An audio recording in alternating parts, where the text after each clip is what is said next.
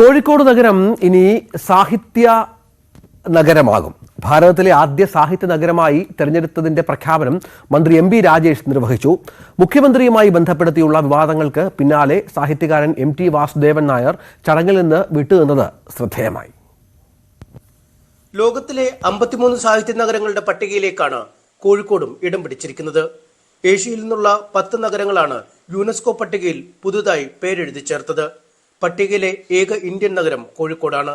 മന്ത്രി എം.പി. രാജേഷ് ഔദ്യോഗിക പ്രഖ്യാപനം നടത്തി. കോഴിക്കോട് മുനിസിപ്പൽ കോർപ്പറേഷനെ ഇന്ത്യയിൽ ആദ്യത്തെ സാഹിത്യ നഗരമായി യുനെസ്കോ തെരഞ്ഞെടുത്തതിന്റെ പ്രഖ്യാപനം വളരെ വളരെ സന്തോഷത്തോടെ ഞാൻ നടത്തുകയാണ്. ഇത് കോഴിക്കോടിന് മാത്രമല്ല, കേരളത്തിനും ഇന്ത്യക്കും തന്നെ അഭിമാനമാകുന്ന ഒരു നിമിഷമാണ്. ഇന്ത്യയിലെ ആദ്യത്തെ സാഹിത്യ നഗരം എന്ന പദവിയാണ് യുനെസ്കോ കോഴിക്കോടിന് നൽകിയിട്ടുള്ളത്. ഈ പദവി അതിനർഹമാക്കുന്ന കോഴിക്കോടിനെ അർഹമാക്കുന്ന ഒട്ടേറെ ഘടകങ്ങളുണ്ട്. എന്നാൽ അതുകൊണ്ട് മാത്രം സ്വാഭാവികമായി വന്നു ചേരുന്ന ഒന്നല്ല.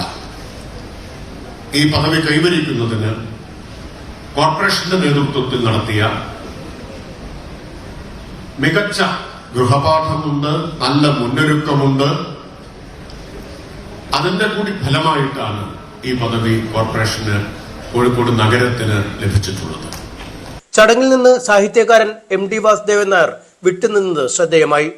ചടങ്ങിൽ നിന്ന് മുഖ്യമന്ത്രി ഒഴിവായത് എം.ടി. പങ്കെടുക്കുന്നുകൊണ്ടാണെന്ന് UDF ആരോപിച്ചിരുന്നു.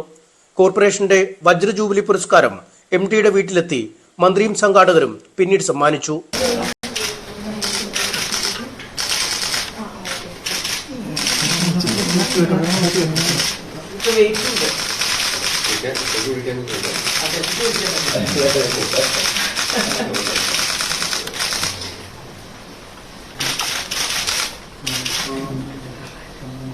സാഹിത്യ നഗരത്തിന്റെ ലോഗോ പ്രകാശനവും വെബ്സൈറ്റ് ഉദ്ഘാടനവും മന്ത്രി മുഹമ്മദ് റിയാസ് നിർവഹിച്ചു.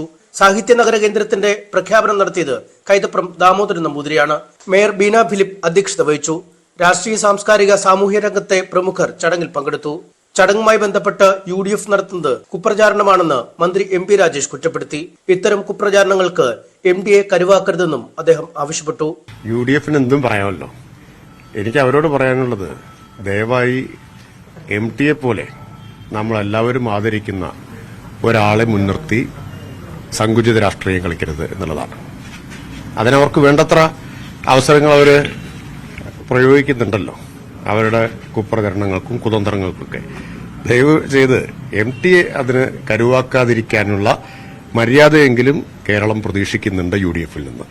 കോർപ്പറേഷൻ ഭരണസമിതിയുടെ പിടിപ്പുകേട് മൂലം ചടങ്ങിന്റെ നിറം മങ്ങിയെന്നാരോപിച്ച് UDF കൌൺസിലർമാർ സദസ്സിലിരുന്നെങ്കിലും വേദി ബഹിഷ്കരിച്ചു. ന്യൂസ് 18 കോഴിക്കോട്.